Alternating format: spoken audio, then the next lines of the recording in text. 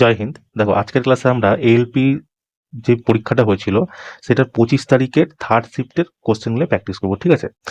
তোমরা এই যারা গ্রুপ ডির পরীক্ষা দিবে তাদেরকে বলবো এই ক্লাসগুলো তোমরা কন্টিনিউ করে যাও, তোমার ম্যাথে প্রচুর স্কোর বুস্ট হয়ে যাবে। কারণ 2024-এর যেই প্যাটার্নের প্রশ্ন শুরু থেকে শুরু হয়েছিল একদম লাস্ট 2025 গ্রুপ ডির যে পরীক্ষাটা হচ্ছে সেম প্যাটার্ন এখানে ফলো করছে। তোমরা যদি দেখতে চাও দেখবা যে যে কোশ্চেনগুলো আমি করাচ্ছি সেম কোশ্চেন আমি গ্রুপ ডির জন্যও করিয়েছি, যেগুলো তোমাদের পরীক্ষাতে এসছে। মানে কোনো অমিল নেই, ঠিক আছে? তোমাদের যদি এখান থেকে এখন তো তোমাদের মাঝখানে পরীক্ষা নেই, একদম ফেব্রুয়ারি মাসে পরীক্ষা আছে। তাই এতদিন তোমরা অঙ্কের যদি প্র্যাকটিস করতে চাও এই সেটগুলো তোমরা করতে পারো, ঠিক আছে? তো চলো শুরু করা যাক। দেখো আজকে আমাদের প্রথম প্রশ্ন যেটা ছিল, বলছে 72 কিলোমিটার প্রতি ঘন্টা বেগে চলা একটি ট্রেন একটি খুঁটি অতিক্রম করতে 24 সেকেন্ড সময় নেয়। ট্রেনটির দৈর্ঘ্য কত? দেখো আমি তোমাকে বলেছিলাম ট্রেন যখন একটা সিঙ্গেল পিসকে পার করবে তখন ট্রেনের দৈর্ঘ্যই দূরত্বকে রিপ্রেজেন্ট করবে, তাই তো? তো ট্রেনের দৈর্ঘ্য যদি দূরত্ব হয়ে যায় আমার, তো দূরত্বের সূত্র কি? দূরত্ব সমান সমান গতি ইন্টু সময়, তাই না? গতি ইন্টু সময়। এবার যেরকম দূরত্বই যখন দৈর্ঘ্যকে রিপ্রেজেন্ট করছে তখন গতির মান রেখে দাও কত, 72 কিলোমিটার প্রতি ঘন্টা। কিন্তু দেখো অপশনে তোমাকে মিটার দেওয়া আছে, তার মানে কিলোমিটার প্রতি ঘন্টাকে তোমার মিটারে পরিবর্তন করতে হবে। তার জন্য কি করতে হয়, 5/18 দিয়ে তোমাকে গুণ করতে হবে ইন্টু সময়। সময় দেখো 24 সেকেন্ড আমাকে দিয়ে দিয়েছে। এবার কাটো, 18 বারে যদি কাটি, 18×4 = 72। তো কত হচ্ছে? 24×5 = 120, 120×4 = 480। তাহলে ট্রেনের দৈর্ঘ্য কত? 480 মিটার, তাই না? সঠিক অ্যান্সার অপশন নাম্বার বি হচ্ছে তোমার একদম কারেক্ট, ঠিক আছে? চলো নেক্সট কোশ্চেন দেখো। বলছে a² + 9b² + c² - 6ab + 6bc - 6ac, এটা হচ্ছে কিসের ফর্মুলা? দেখো এই ফর্মুলাটা তোমার এসছে a plus B plus C এর হোল স্কোয়ার থেকে, ঠিক আছে? এটার ফর্মুলা কি হয় বলো তো? a² + b² + c² + 2ab + 2bc + 2ca। এবার তোমাকে না এখান থেকে অপশন থেকে উঠিয়ে তোমাকে এখানে পুট করে দাও, দেখো কোনটা স্যাটিসফাই করছে। দেখো আমরা যদি প্রথমটাকে রাখি a - b - c, এটাকে তো ধরে নিলাম। দেখো এখানে এ এ যেটা আছে এখানে এ যদি রেখে দিই তো a² হয়ে যাবে। যদি বি রাখি দেখো -3b3b² এটাকে যদি আমরা স্কোয়ার করি তাহলে কি 9b² চলে আসবে, ঠিক আছে? c² রাখবো মাইনাস আছে, এটাকেও যদি আমি c² জায়গায় রাখি -c², তো এটাকেও যদি আমরা c² করবো তখন কি মাইনাসটা তোমার প্লাস হয়ে যাবে, তাই না? এবার দেখো এখানে আমাকে 6ab বলেছে। 6ab কি করে এলো? 2ab কে গুণ করে এসছে। এখানে 2 এর জায়গায় 2 যদি নিই, a এর জায়গায় a নিলাম, b এর জায়গায় যদি -3b নিই তাহলে তোমার -6ab আসছে। সেরকম যদি আমরা বিসিতে মাইনাস মাইনাস যদি গুণ করি তখন বিসিতে কি হবে? 3b ইন্টু সি গুণ হবে, আর 2 আছে। তো 3×2 = 6 ইন্টু সি, কিন্তু যেহেতু মাইনাস মাইনাস আছে প্লাস হয়ে যাবে। 2ca, এ আর সি আছে, দেখো গুণ করলে মাইনাস সি হবে, মাইনাস এসি আসছে। তার মানে কি প্রথম অপশনটাই আমার স্যাটিসফাই করছে। এরকম তোমাকে বসিয়ে এটা অপশন থেকে চেক করে নিতে হবে, ঠিক আছে? বাকিগুলো হবে না। দেখো এটা যদি করি, এ সির কি হবে? ইনটু গুণ করলে মাইনাস আসতে হবে, কিন্তু দেখো প্লাস আছে, সেখানে এটা হবে না। এটা দেখো তিনটাই প্লাস আছে, তার মানে কি এখানে মাইনাস আসবে না। -3b -2c, ঠিক আছে? এটাকে যদি আমরা গুণ করি 2c 2×2 = 4 হয়ে যাচ্ছে, এখানে 2 আছে, তার মানে কি এটাও হবে না, তাই না? সঠিক অ্যান্সার তোমার অপশন নাম্বার এ। কেমন? চলো নেক্সট কোশ্চেন দেখো। দেখো বলছে কি পি এবং কিউ এর সম্মিলিত বেতন 2000 টাকা। পি তার বেতনের 95% এবং কিউ তার বেতনের 85% ব্যয় করে। যদি তাদের সঞ্চয় এখন সমান হয় তাহলে পি এর বেতন কত? দেখো আয় সমান সমান কি হয় জানো? আয় সমান সমান হচ্ছে তোমার খরচ, যাকে আমরা ব্যয় বলি, প্লাস সঞ্চয়, তাই না? সঞ্চয় মানে কি, তুমি ধরো 10 টাকা আয় করলা, সেখান থেকে তুমি যদি 8 টাকা খরচ করে দাও তাহলে সঞ্চয় তোমার 2 টাকাই না হচ্ছে। তার মানে কি আয় থেকে যদি তুমি ব্যয় বাদ দিয়ে দাও তাহলে তোমার সঞ্চয় বেরিয়ে যাবে, তাই তো? সেরকম দেখো প্রশ্নে কি বলছে যে 95% সে খরচ করে দিচ্ছে। যদি 95% খরচ করে দেয় তাহলে সঞ্চয় কত করছে? 5% সঞ্চয় করছে। তার মানে পি তার আয়ের 5% সঞ্চয় করছে। এবার দেখো বলেছে তাদের দুজনেরই সঞ্চয় সমান, মানে এই পি এর সঞ্চয় সমান সমান হচ্ছে কিউ এর সঞ্চয়, তাই তো? এবার কিউ বলছে কি তার বেতনের 85% ব্যয় করছে। যদি 100%-এর মধ্যে 85% ব্যয় করে তাহলে তোমার সঞ্চয় কত করছে? 15%। তার মানে কিউ তার সঞ্চয় করছে 15%। যেহেতু তাদের সঞ্চয়ের মান সমান বলেছে, এবার চলো কাটো। দেখো 100 দিয়ে 100 কেটে গেল, 5 বারে কেটে গেল, 5 একে 5, 5 বারে 3। মানে পি আর যদি আমি কিউ কে নিচে টেনে নিই তাহলে উপরে থাকছে কি, এখানে 3 থেকে যাচ্ছে, আর এখানে থেকে যাচ্ছে কত, একটা তোমার এদিকে এসে নিচে হয়ে যাবে। মানে পি আর কিউ তোমার দুজনের রেশিও পেয়ে গেলাম 3:1। এবার বলছে পি এবং কিউ এর সম্মিলিত বেতন 2,000 টাকা, মানে এদের দুজনের রেশিওর যোগ কত, 2,000 টাকা। 3 আর 1 4, 4-এর মান আমাকে দিয়ে দিয়েছে 2,000 টাকা। তাহলে এক রেশিওর মান কত, এক রেশিওর মান হচ্ছে আমার 500 টাকা। এবার বলছে পি এর বেতন কত, পি এর রেশিও কত আছে 3, তাহলে তুমি এটাকে 3-এর সাথে গুণ করে দাও, 3 পাচ্ছে 1500 টাকা। সঠিক অ্যান্সার কি, অপশন নম্বর সি হচ্ছে তোমার সঠিক অ্যান্সার। কেমন, এইভাবে করবা তোমাদের অনেক তাড়াতাড়ি অঙ্কগুলো হয়ে যাবে। ঠিক আছে, তাহলে বেসিক থেকে করতে গেলে তো অনেক লেন্দি প্রসেস হয়ে যাবে না। চলো নেক্সট কোশ্চেন দেখো, যেটা পরীক্ষাতে এসেছিল। দেখো বলছে কি, অরুণা জয়শ্রীর কাছে 9,000 টাকা ঋণ নিয়েছিল, যা বার্ষিক 10% চক্রবৃদ্ধি হারে ছিল। 2 বছর পর সমস্ত পাওনা পরিশোধ করার জন্য অরুণাকে মোট কত টাকা দিতে হবে। দেখো কিছুই না, এটা তোমাকে চক্রবৃদ্ধি সুদের নিয়ম করতে পারে, ফর্মুলা ফেলে করতে হবে, তাই তো। তো দেখো চক্রবৃদ্ধি সুদের যদি আমাকে ফর্মুলা বলি, মানে অ্যামাউন্ট বার করতে গেলে কি করতে হয়, দেখো অ্যামাউন্ট বার করার জন্য P 100 plus R by 100, sorry এটা হয় না, এক second, P 1 plus R by 100 উপরে হচ্ছে টি, এটা হচ্ছে তোমার অ্যামাউন্টের ফর্মুলা। কিন্তু আমরা এইভাবে করব না, ঠিক আছে, এত কিছু আমরা করতেই যাবো না। বলেছে কত, 10%, 10% মানে হচ্ছে 1/10, ঠিক আছে। এবার আমরা কি জানি, নিচে যেটা হয় সেটা কি হয়, প্রিন্সিপাল হয়। এটা হচ্ছে কি তোমার সিআই হচ্ছে এটা, যদি প্রিন্সিপাল এটা হয়, সিআই যদি 1 হয়, তাহলে অ্যামাউন্ট কত হয়, এই দুটোর যোগ হয়ে যায়, মানে উপরে কত হলো 11, নিচে এলো তোমার 10। এটা হয়ে গেলো প্রিন্সিপাল, এটা হচ্ছে অ্যামাউন্ট। কত বছরের বলেছে আমাকে, 2 বছরের বলেছে। তো স্কোয়ার করে দাও, 11 কত 121, আর নিচে হচ্ছে 100। এবার তো প্রিন্সিপাল 100-র মান আমাকে দিয়ে দিয়েছে 9,000, তাই না। তাহলে শূন্য দিয়ে দুটো শূন্য কেটে যাবে, বলছে মোট কত টাকা দিতে হবে, মানে 121-এর মান আমাকে জানতে চেয়েছে। এবার তুমি 121-কে 121 ইন্টু 90 করে দাও, কত হচ্ছে 9 9, 9 × 108, 9 9, 9 × 108, মানে 108 90, 108 90, সি হচ্ছে তোমার সঠিক অ্যান্সার। কেমন, এইভাবে তোমরা করে নিও। বেকার ফর্মুলা মনে রাখবা, কারণ চক্রবৃদ্ধি সুদ বের করার অনেক নিয়ম আছে, তাই না। তো এটা দেখবো বেশ সহজ, নিয়মটা তাড়াতাড়ি হয়ে যায়। ঠিক আছে, চলো নেক্সট কোশ্চেন দেখো। বলছে অর্পিতা 9টি কমলা এবং 8টি কলা 276 টাকায় কিনে, যখন একটি কমলার দাম 10% কমে যায় এবং একটি কলার দাম একই থাকে, তখন 5টি কমলা এবং 10টি কলার দাম হয় 210 টাকা। 3টি কমলা এবং 4টি কলার প্রাথমিক দাম নির্ণয় করো।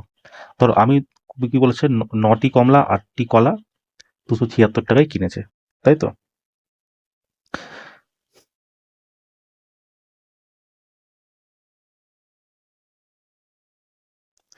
দেখো বলছে কি, অর্পিতা 9টি কমলা এবং 8টি কলা 276 টাকায় কিনে, যখন একটি কমলার দাম 10% কমে যায় এবং একটি কলার দাম একই থাকে, তখন 5টি কমলা এবং 10টি কলার দাম 210 টাকা হয়ে যায়।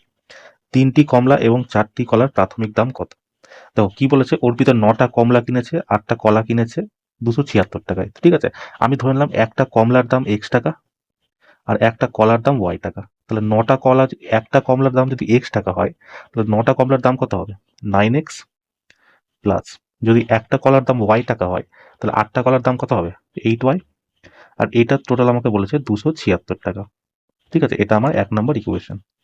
দ্বিতীয় কি বলছে, যখন একটি কলার দাম 10% কমে যায়, প্রথমে কমলার দাম কত ছিল, X ছিল, এবার X থেকে যদি 10% কমে যায়, 10% মানে কত দেখো, 10% মানে হচ্ছে পার্সেন্টেজ উঠালে নিচে 100 চলে আসবে, 0 0, যেহেতু কমে যায়, এটা কি অ্যাকচুয়াল প্রাইস, এটা কি মানে কম বেশি SI CI যেটা বলবা। তো বলছে 1 কমে যাচ্ছে, তার মানে কি 9/10 হয়ে যাচ্ছে, তাই না। তার মানে প্রথমে যদি কমলার দাম X টাকা হয়, তাহলে এখন কি আছে, এখন তোমার আছে X ইন্টু 9/10 প্লাস, বলছে কলার দাম একই আছে, কলার দাম প্রথম কত ছিল, Y ছিল, তো এখনো Y আছে, কিন্তু কি বলেছে থাকে, তাহলে 5টি কমলা, এটা তো একটা কমলার দাম হয়েছে, তাহলে 5টা কমলার দাম কত হবে, 5 গুণ করে দাও, আর এখানে কত হচ্ছে 10টা কলা, তো এর সাথে তুমি 10 গুণ করে দাও, তাই তো। এটা সমান সমান হয়েছে 210 টাকা। এবার এই ইকুয়েশনটা যদি আমি সমাধান করে দিই আর দুটো কার যদি তুলনা করে দিই, তাহলে তোমার অ্যান্সার বেরিয়ে যাবে। তারপর 5 দিয়ে তুমি কাটি, 5 দুগুণই 10, তাহলে এটা তোমার কত হচ্ছে, দেখো এটা তোমার হচ্ছে 9x/2 প্লাস 10y সমান সমান 210, ঠিক আছে। এবার 2 এটার নিচে কিছু নয়, তার মানে কি 1 আছে, তো এই দুটো যদি আমি লসাগু করি, 9x কোনাকুনি গুণ করো, 9x 10 দুগুনি 20y, আর নিচে গুণ করলে 2 1 কে 2, এটা সমান সমান চলে এসছে আমার 210। ঠিক আছে, এবার দেখো এই 2টাকে আমি এই দিকে গুণ করে দিই, তাহলে আমার হয়ে যাবে।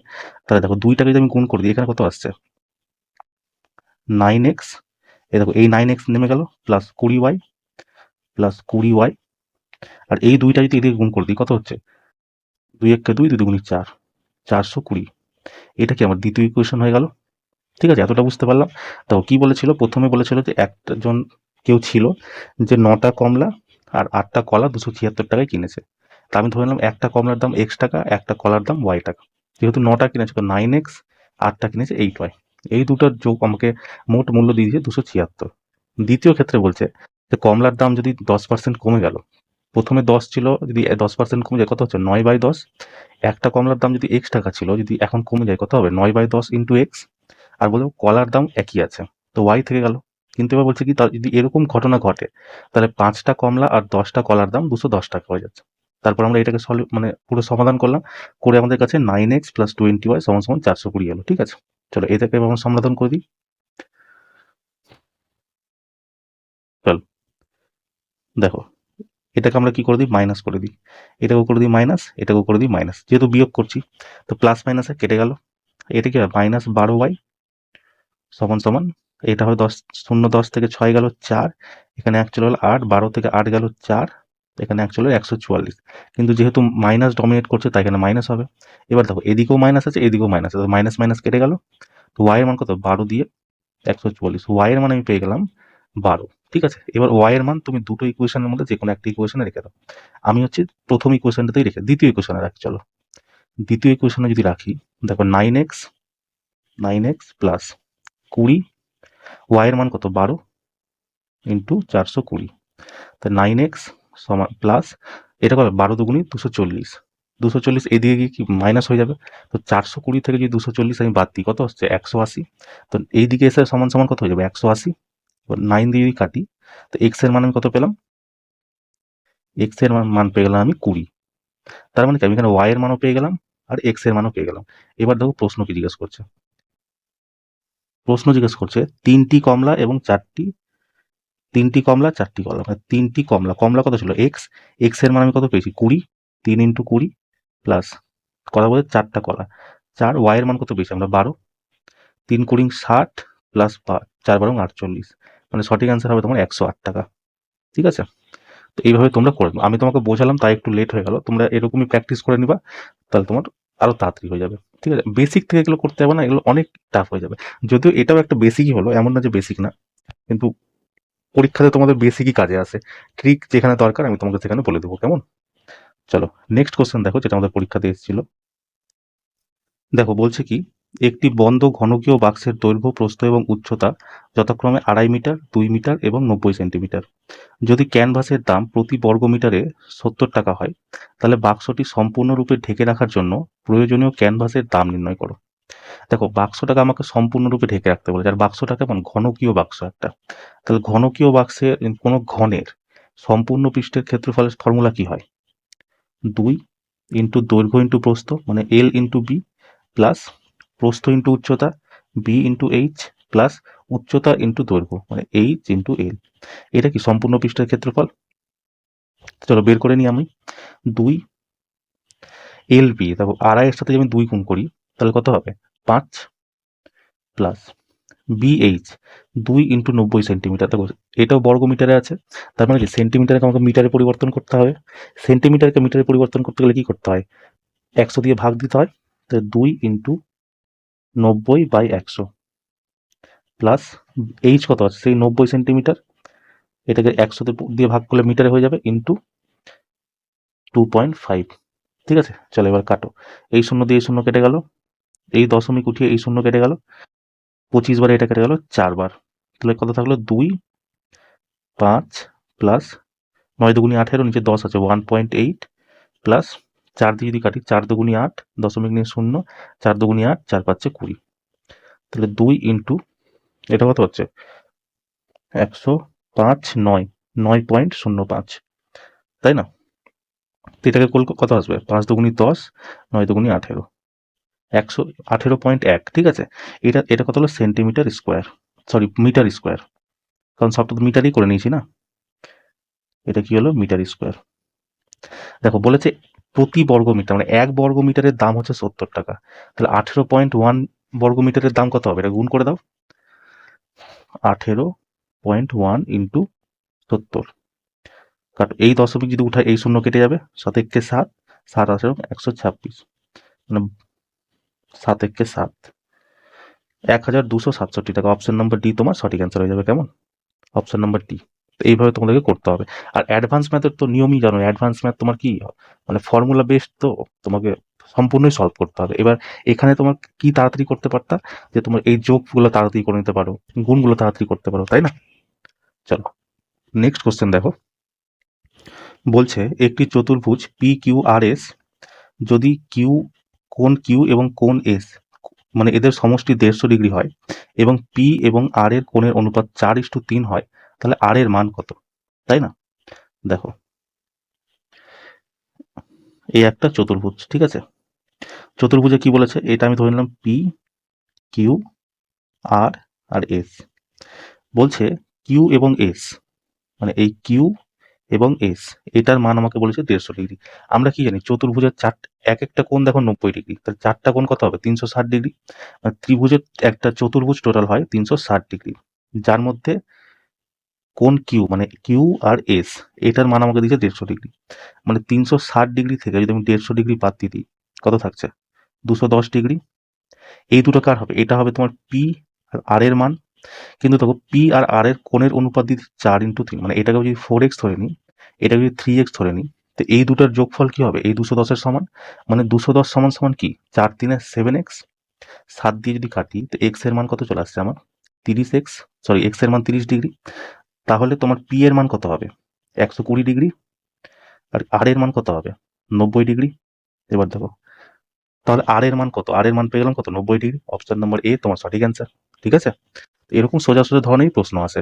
অত তোমরা চাপ নিও না যে খুব টাফ লেভেলের অঙ্ক আসবে, একদম না। অঙ্কগুলো করে যাও, দেখবে তোমাদের। আর একটা জিনিস তোমরা দেখেছো কি, এই যে অঙ্কগুলো আমি করাচ্ছি প্রিভিয়াস ইয়ারে, সেম টাইপের অঙ্ক তোমাদের গ্রুপ ডিতে এসছে, তাই না? যারা যারা তোমরা পরীক্ষা দিয়ে নিয়েছো তারা তো জানো, তাই না? চলো নেক্সট কোশ্চেন দেখো। বলছে 450, 1500 এবং 1650 HCF নির্ণয় করতে। তো করে দাও। 450, 1500 আর হচ্ছে 1650। দেখো প্রথমে যে আমি যদি 150 দিয়েই কাটি, এটা আসছে 3 বার, এটা আসছে 10 বার, এটা হচ্ছে 150 একে 150, 150 একে 150, মানে কি আর তো এটা ভাগ যাবে না, তাহলে তোমার এইচসিএফ কি হলো? 150 হয়ে গেল তোমার এইচসিএফ, তাই না? চলো নেক্সট কোশ্চেন দেখো। দেখো বলছে কি 50-এর কম মৌলিক সংখ্যার মোট সংখ্যা কত? মানে 50-এর নিচে কটা মৌলিক সংখ্যা আছে? দেখো এই গ্রুপ ডিতে তোমরা দেখবা ম্যাথের যে সিরিজটা করেছিলাম সেই সিরিজে দেখবা সেম এই কোশ্চেনটাই তোমার এসছে। কোনো একটা সিরিজ, আমার এখন মনে পড়ছে না কত নম্বর সিরিজ বা কোন ডেটের আছে, কিন্তু এটা আমার মনে আছে যে এই কোশ্চেনটা আমি করেছিলাম। দেখো 1 থেকে 50-এর মধ্যে কতটা হয়? 1 থেকে 50-এর মধ্যে তোমার 15টা, ঠিক আছে? 1 থেকে 100-র মধ্যে, 1 থেকে, এক সেকেন্ড, 1 থেকে 100-র মধ্যে তোমার হয় 25টা, ঠিক আছে? 1 থেকে 200-র মধ্যে তোমার হয় 46টা। 1 থেকে 1000-এর মধ্যে তোমার হয় 168টা। কেমন? এটা তোমরা মনে রেখো, ঠিক আছে? চলো নেক্সট কোশ্চেন দেখো। বলছে প্রদত্ত রাশিটির মান কত? 12 প্লাস 18 ভাগ 3, 6 প্লাস 12 কত হবে? 18। এরকম অঙ্ক তোমার আছে, ঠিক আছে? তোমরা একদম চাপ নিও না। চলো নেক্সট কোশ্চেন দেখো।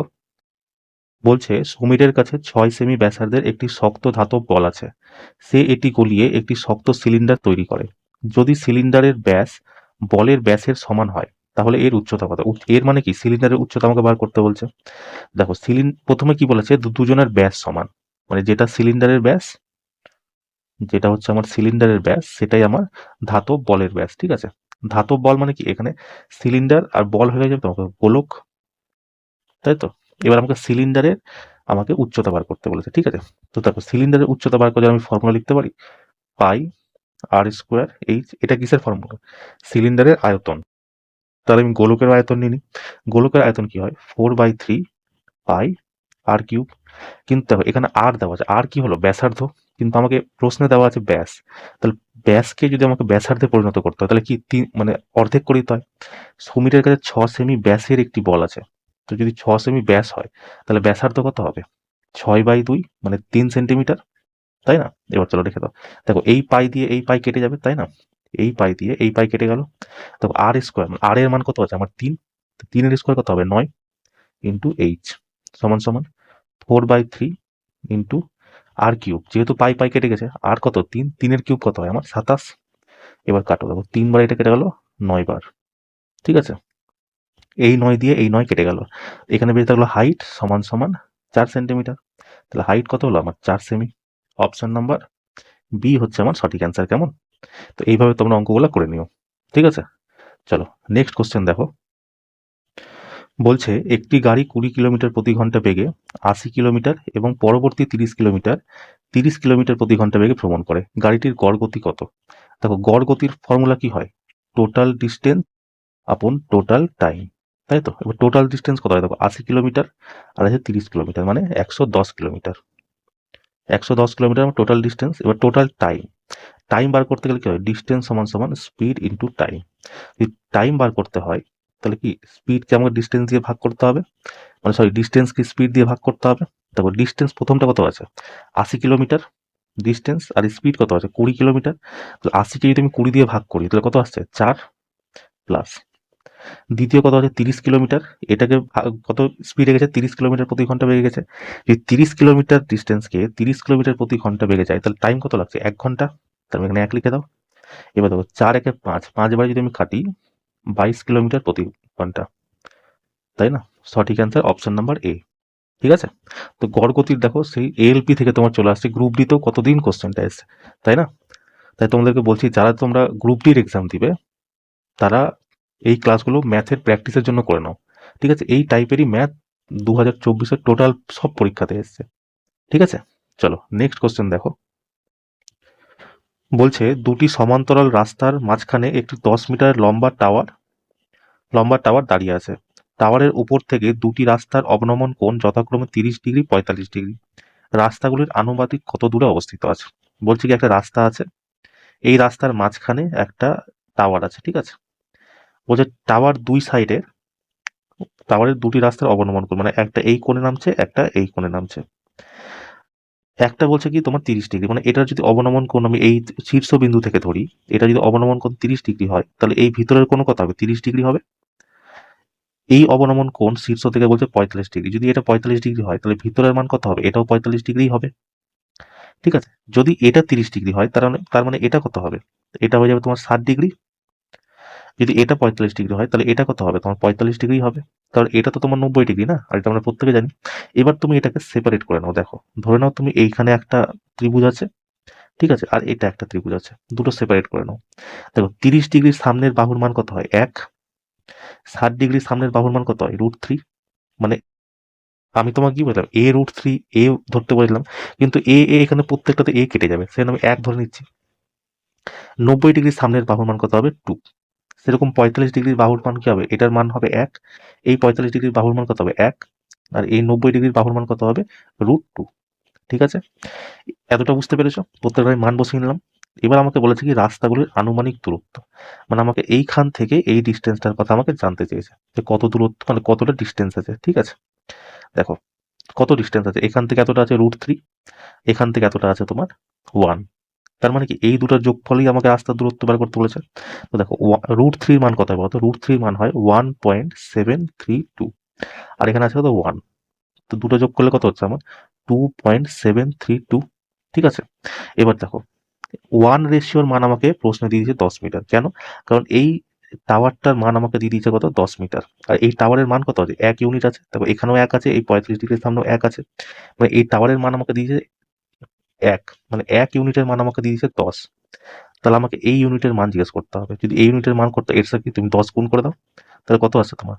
27320। তাই তো? দশমিক যদি আছে মানে কি এইদিকে একটা ঘর শূন্য, এইদিকে দশমিক আছে, এইদিকে চলে আসবে, মানে 27-এর পরে তোমার দশমিক হবে। দশমিকের পরে শূন্যের কোনো দাম নেই। তাহলে তোমার কত দূরত্ব হলো? 27.32। অপশন নাম্বার এ হচ্ছে তোমার কারেক্ট অ্যান্সার। ঠিক আছে, পরীক্ষায় তোমাকে এইভাবেই তোমাকে অঙ্কগুলো করতে হবে। ঠিক আছে, চলো নেক্সট কোশ্চেন দেখো, যেটা তোমাদের পরীক্ষাতে এসেছিল। দেখো বলছে কি, 10 টাকায় একটি কলম বিক্রি করে একজন দোকানদার তার দামের 1/11 ভাগ ক্ষতি করে। কলমের ক্রয় মূল্য কত? দেখো একটি কলম বিক্রি করেছে 10 টাকায়, মানে এসপি আমাকে দিয়ে দিয়েছে 10 টাকা। এবার কি বলছে, বিক্রি করে দোকানদারের দামের 1/11 ভাগ ক্ষতি হচ্ছে, মানে 1/11 ভাগ ক্ষতি হচ্ছে। আমি তোমাকে সবসময় বলি যে এটা হচ্ছে মেন, ঠিক আছে, মেন প্রিন্সিপাল। এটা কি হয়, তোমার লাভ হয়, ক্ষতি হয়, সিআই হয়, এসআই হয়, যেটা হয় সেটা এটা হয়। এবার বলছে কি 1/11 ভাগ ক্ষতি হচ্ছে, মানে 1 এর ক্ষতি হয়েছে। যদি প্রিন্সিপাল এত হয়, যদি 1 ক্ষতি হয়, তাহলে আমার এসপি কত আসছে? 11 থেকে 1 বাদ দিলে 10। এই 10-এর মানই দেখো আমাকে 10 দিয়ে দিয়েছে। তাহলে 1 রেশিওর মান কত হবে? 1 রেশিওর মান 1 হবে। আমাকে জিজ্ঞেস করেছে কলমের ক্রয় মূল্য। কলমের ক্রয় মূল্য আমি কত ধরলাম? 11।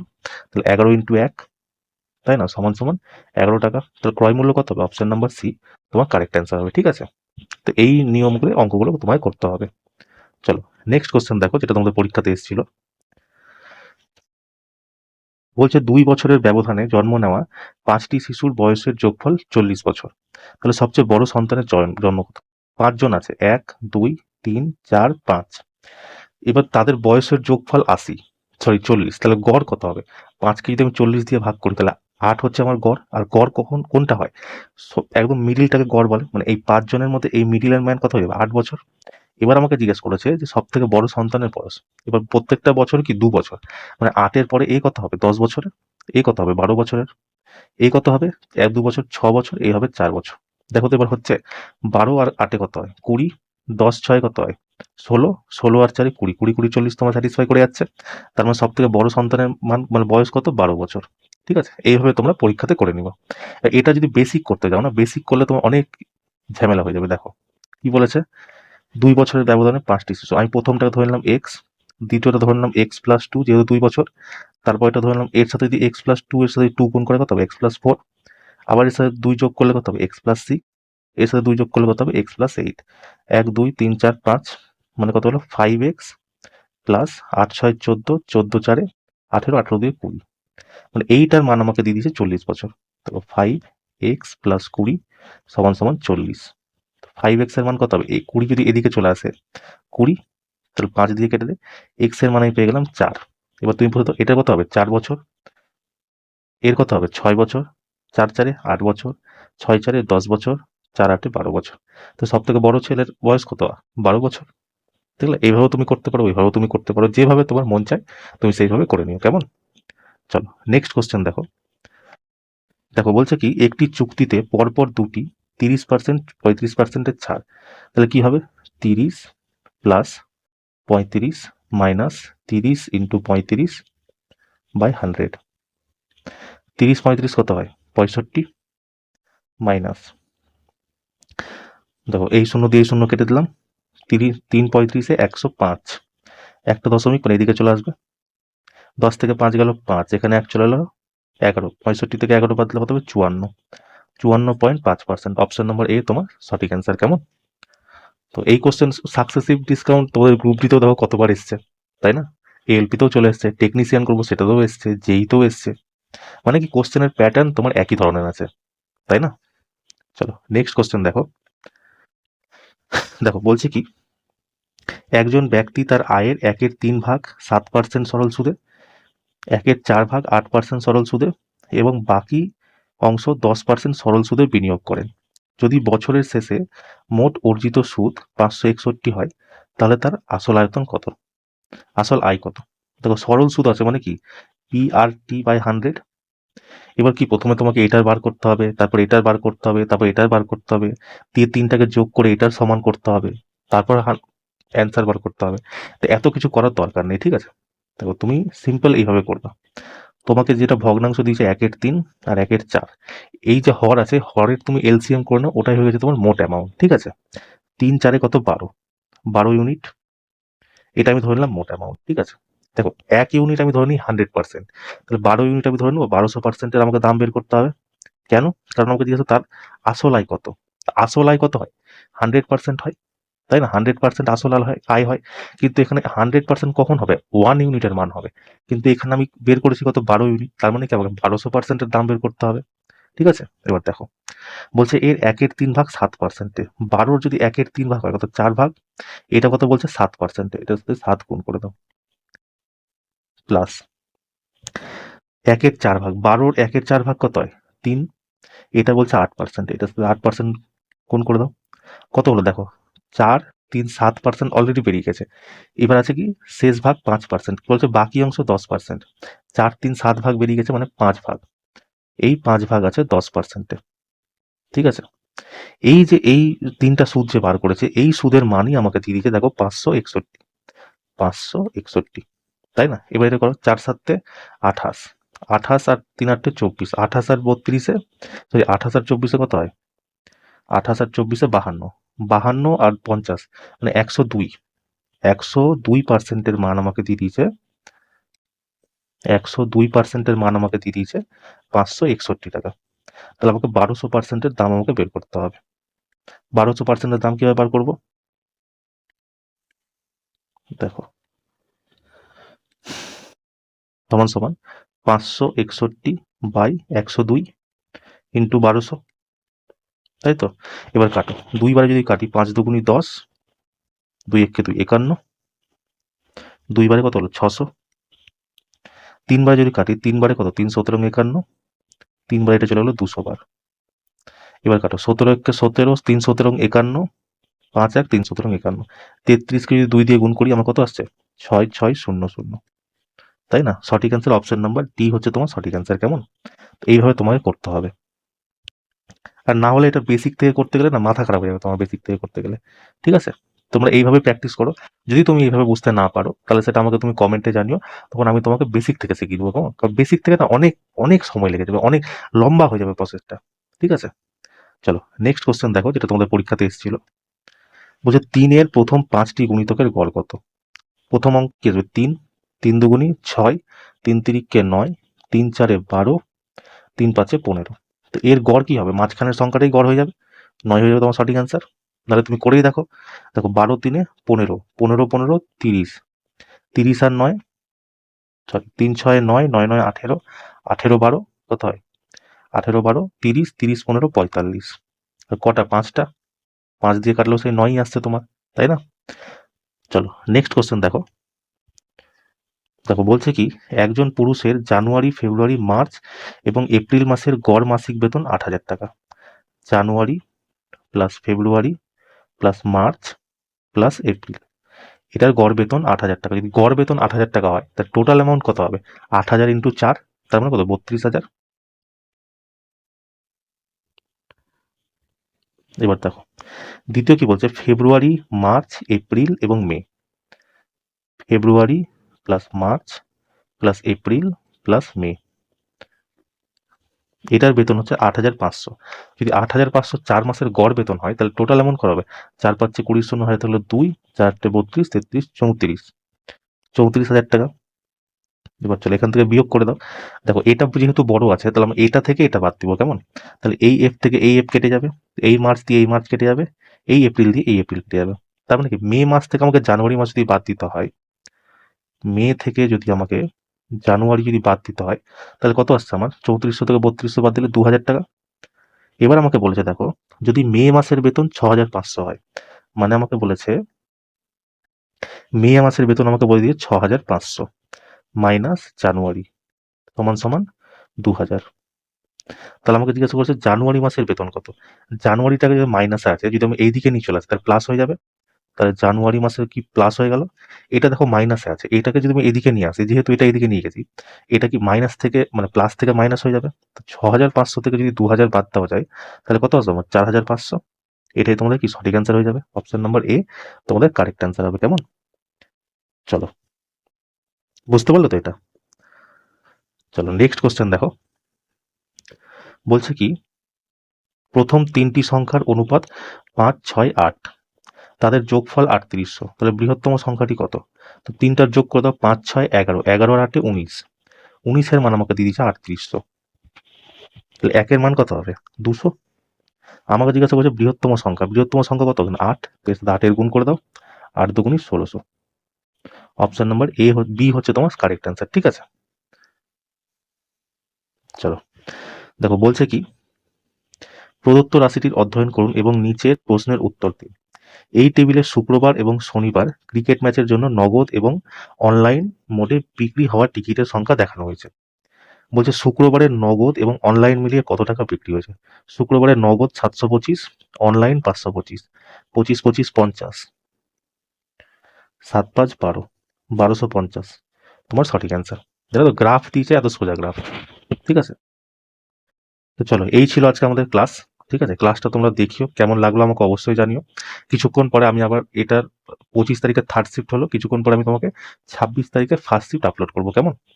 আর তোমরা যারা যারা গ্রুপ ডির পরীক্ষা দিবা, তারা যদি ম্যাথের প্র্যাকটিস করতে দাও, সব থেকে বেস্ট হবে তোমাদের এটা। এখন তোমাদের 1 মাস সময় আছে, 1 মাসের মধ্যে তুমি মোটামুটি 2-3টা প্রিভিয়াস ইয়ার সলভ করে দিবা। যেমন এএলপি তুমি সলভ করে দিবা, ঠিক আছে, এএলপির পর জেই সলভ করে নিবা, টেকনিশিয়ান সলভ করে নিবা। ঠিক আছে, এতগুলো সলভ করে নিবা কিনা তোমার ম্যাথের আর কোনো প্রবলেম হবে না। যাদের ম্যাথে একটু কাঁচাও আছো, ডেলি প্র্যাকটিস করো, তো তোমাদের স্কোর বুস্ট হয়ে যাবে, তাই না? তো এই ছিল ক্লাস। ক্লাসটা তোমরা আমাকে দেখিও, অবশ্যই জানিও কেমন লাগলো। যদি কোথাও কোনো সমস্যা হয় সেটাকে তুমি পিন করে দিবা, সেটা আমাকে জানিয়ে দেবো যে এখানে তোমার অসুবিধা হয়েছে, আমি তোমাকে নেক্সট ক্লাসে আবার বুঝিয়ে দেবো, কেমন? আর প্রতিদিন এটার পিডিএফ আমি তোমাকে আমার টেলিগ্রাম চ্যানেলে দিয়ে দেবো, ওখান থেকে তোমরা ডাউনলোড করে নিও, দিয়ে ওখান থেকে প্র্যাকটিস করতে থাকো। ঠিক আছে, তো চলো দেখা হচ্ছে নেক্সট ক্লাসে। জয় হিন্দ।